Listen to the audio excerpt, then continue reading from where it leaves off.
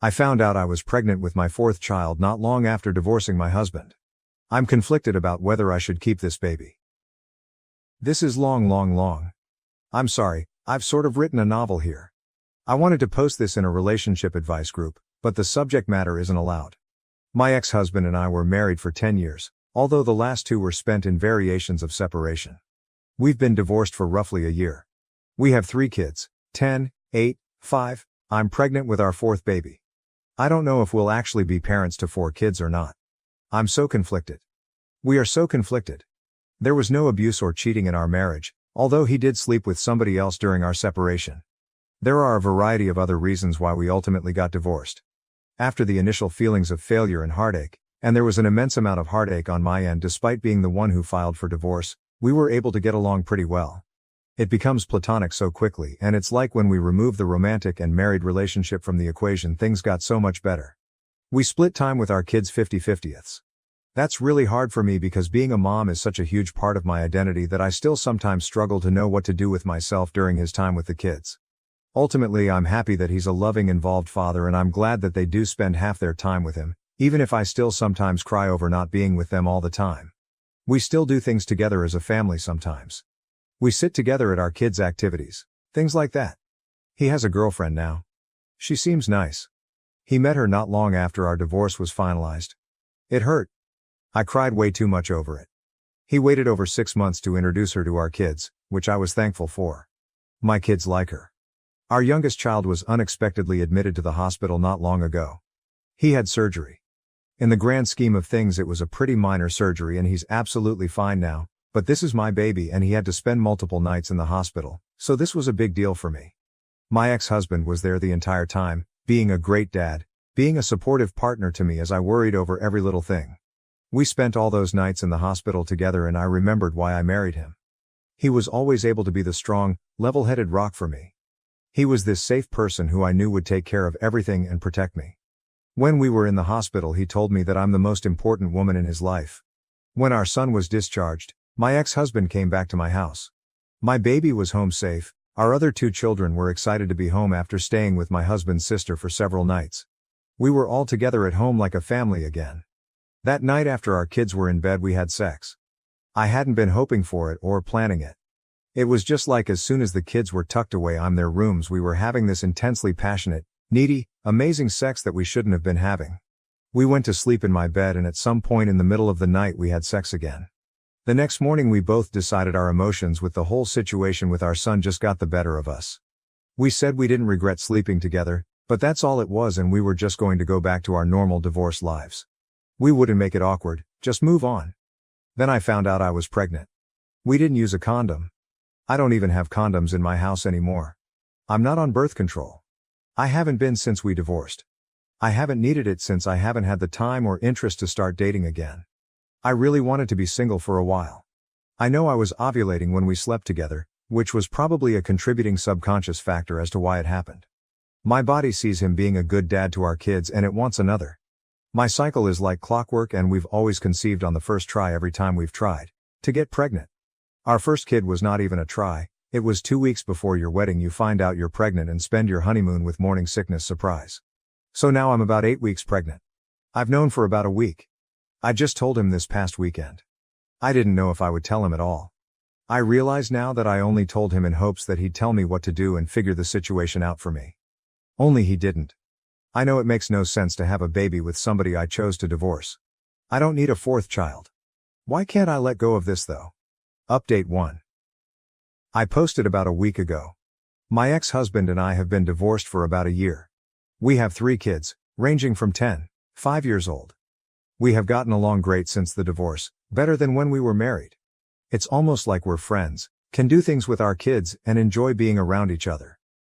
About 2 months ago, our youngest unexpectedly ended up having surgery and spending several nights in the hospital. He's fine now. My ex-husband and I stayed together with our son the entire time he was in the hospital. When he was discharged, my ex-husband came back to my house, or former family home, at our son's request. He was just supposed to spend a few hours there.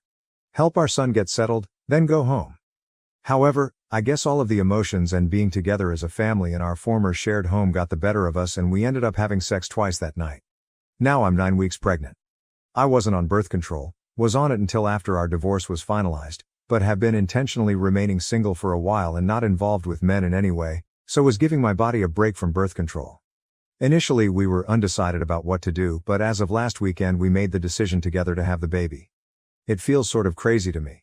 Definitely not a situation I ever imagined I'd find myself in. I already picture this baby looking just like our other kids. I guess that's why I struggled with the idea of not continuing with the pregnancy, which I know isn't really a valid reason to have a baby. This is probably the last baby I'll ever have. I'm 39, so even if I were to meet a man who I trusted enough to want to have a child with and a future with, I'll be well into my 40s by then. I plan to be very picky, but I'm not even at the point of wanting to find somebody new yet. We're not getting back together, for now. We get along great when we're not married and living in the same house. We feel it'd be irresponsible to all of our children to attempt to get back together right now because of this. Chances are higher that we'll be able to co-parent this baby successfully if we live separately. However, we are committed to working together to do what has to be done to take care of the baby when he or she gets here. Our kids are doing so great right now and they seem very happy and secure with the current setup of our lives and homes, so we want to stick with this for now. I don't know if I really understand what I'm getting myself into. Our other kids were all born into a marriage and a two-parent home.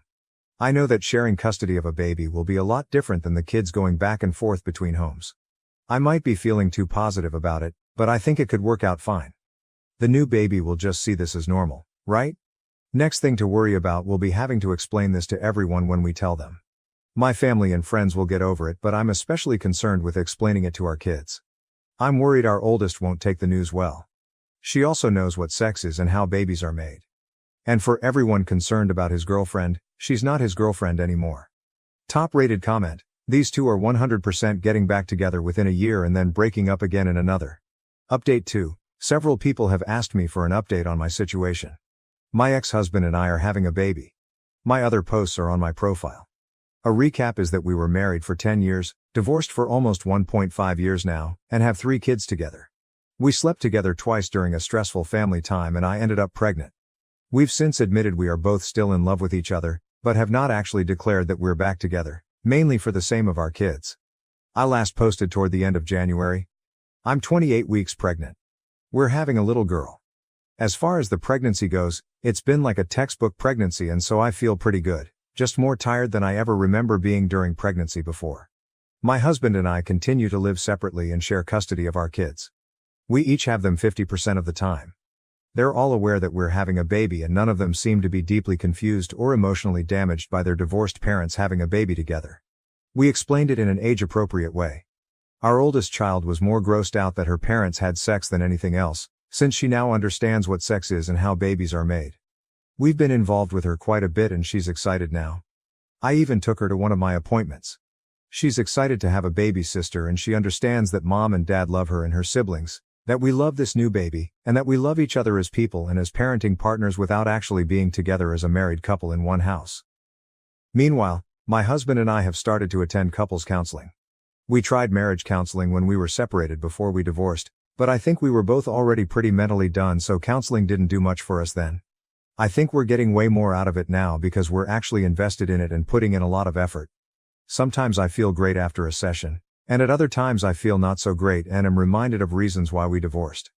Overall, I think it's a good thing for us no matter what happens with our relationship. We've been sleeping together for the last few months. We already agreed that we won't be seeing other people at this time. I wouldn't be saying this while pregnant anyway, and it's not as if I'll even have time with 3 kids and a newborn. We agreed that we will not open ourselves to being with other people while we are working on our relationship and before that conversation is had between us. We are carrying on just as we have been since our divorce, as far as our kids are concerned. Dad doesn't spend the night at our house. We do things together as a family sometimes, but we were doing that even before anything was rekindled between us. We're not acting as a couple when we're together as a family. We're friendly with each other, but there is no holding hands, kissing, etc. Our main concern is our kids. We refuse to say we're back together. If we officially get back together, we really want to feel certain that it'd be for the long term, that we're ready to commit to that. We don't want to give our kids whiplash or do anything to make them insecure about our family. We would like to get to that point, but we aren't there yet. I think if my husband had his way we'd be there. He's ready to say he's there now. He'd love to move back home. But he understands and agrees with my reasoning. I'd love for him to move back home too, based only on emotions. We both have things to work on, separately and together. I want to be a better spouse this time around. I thought I was being a really great wife and I was on the surface. I also know that right now I feel so in love and am hopped on hormones and pregnancy happiness. I always feel super happy, super positive, and super horny during pregnancy, and I know I have to be careful with trusting anything I feel during this time because it's like I'm on a 24/7 natural high. I think the biggest issue right now is that he's far more, let's throw caution to the wind, even though he agrees with all of my reasoning, and I want to be way more careful. Final update. I've made a few posts about my husband getting pregnant after we divorced. We were married for 10 years and had 3 kids before getting divorced. We got along so much better after we divorced and we have been really good co-parents during this time, but we were functioning strictly as friendly co-parents. We slept together around 1 year after our divorce was finalized and conceived a 4th baby, which we ultimately decided to keep. Our 4th child, a sweet baby girl, was born at the end of May. She's so perfect and we both feel we made the right choice to bring her into the world. It was the smoothest, easiest birth I've had and I take that as a sign. I feel like I fell in love with him all over again during labor and delivery, and that's when I knew I was ready to make our relationship official and public to everyone, including our children. Contrary to all the assumptions, our kids really don't seem to be negatively affected or confused about the baby, and I don't think the newest baby is getting any less love or attention than our 3 kids born within our marriage have. This is normal to them now. They understand we're still a family and no matter what we'll always be a family whether mom and dad live together. We are still living separately and technically still maintaining the custody schedule we had in place for our oldest 3 kids. Although, the kids are with me every weekday right now since it's summer break and I'm on maternity leave. We have a different arrangement for the baby, but he does take her overnight a few nights a week. I got our family home in the divorce and he spends time here with all of us. He has spent some nights here at home to help with the baby, but he doesn't stay in my bedroom quite yet. He has not moved in, although he has tried and continues to suggest it. This is probably the biggest point of contention these days. To me, this feels like the best of both worlds. I love him and truly don't want to be with anyone else. I think I sort of function better and am happier also living in my own space that he just visits. I know it's not the norm and some might say this means I don't really love him as much as I think. I really believe I'm just one of those people who needs more independence and alone time. And maybe we never would have got divorced in the first place if this had been the arrangement from the beginning. Is it sort of selfish? Maybe. I don't know anyone else with this arrangement, but I know some people out there do this. For all intents and purposes, we are together in a relationship again. We've made it official and exclusive, as juvenile as that sounds. We had already made it official between ourselves, but we hadn't really announced it to family and friends or our kids. We are still in love with each other or back in love with each other and we are not seeing anyone else. Our kids have adjusted well. They've been seeing a therapist since we filed for divorce, so that has really helped us navigate some of this. Prior to the baby's birth we did not tell them that we were essentially in a relationship. Only so long you can keep that a secret from your kids. Even though they're young, they're perceptive. So we've recently explained to them that mommy and daddy love each other but we get along better living in separate homes and for now we think this is the best thing for our family. The only problem is that now they keep asking about when we will all live together again. I'm sure it's a little confusing to them, but I'm not sure how we could be handling it any better. We attempted marriage counseling when we separated, before divorce. It was not successful. I don't think either of us was 100% committed to it at the time. He really did not take it seriously back then, but I was more stubborn and resistant than I originally realized. We're in couples therapy now and it's like night and day compared to last time. I'm scared to live together again, so we aren't going to do that anytime soon. It's not that I don't trust him. I don't trust us as a couple. I refuse to put my kids through all of that again. So, getting remarried and moving in together isn't something in the plans right now. Maybe one day. I hope we can get to that point. I just don't want my kids to have to go through a divorce and splitting households yet again. I feel like they'd lose all trust in us then. OP on their living situation. I think it might be best for us to find a way to each have our own place next to each other or on the same property, instead of one actual house that we share. Other than not living together, we are together. It's no different than any other couple that's dating but doesn't live together. Well, it's a little different since we share kids and we were once married and I still usually refer to him as my husband, but not too different. We aren't keeping our relationship a secret anymore, so we aren't pretending to not be together. Everyone knows now. We spend a lot of time together. But yeah, he may eventually want more than I do, As in a relationship where we live together 24/7. At this point, the hubby's ex-GF was firmly in the rearview mirror and OP was still brushing it off as if it is no biggie, but I found one exchange that people may find interesting. OP, downvoted. Yes, he had a girlfriend at the time. It's in my post history and I'm not trying to hide it, but we have moved well beyond that now. Response. People are downvoting her comment because it is pretty black and white when it comes to cheating. Cheating hurts others and a lot of people value living in a world and having actions that don't result in hurting others. He was in a relationship and committed to his girlfriend when he decided that he had the right to sleep with his ex and not immediately tell her that he did it. She deserved better than to get trauma from someone who claimed to be committed to her, but was willing to step out on her. Cheating on someone does result in emotional trauma, which will affect how they will view love and relationships going forward. Personally, if he wasn't ready to be in a relationship with her, then he should have left her alone. I am tired of men in particular getting into relationships with women when they know they are not clearly over their ex-partner. It is a sign of selfishness and pure disregard of another human being's health. She was used as an emotional support and sex object by him, because no one that respects their partner would do something this cruel. So I'm not going to cheer on someone who could have just avoided this entire situation by not being in a relationship when he was clearly not ready to be in one, and hurt someone deeply. Edit, I want to add additional thought as well. Cheating is not only an emotional hurt but a sign that you give zero care about your partner's health.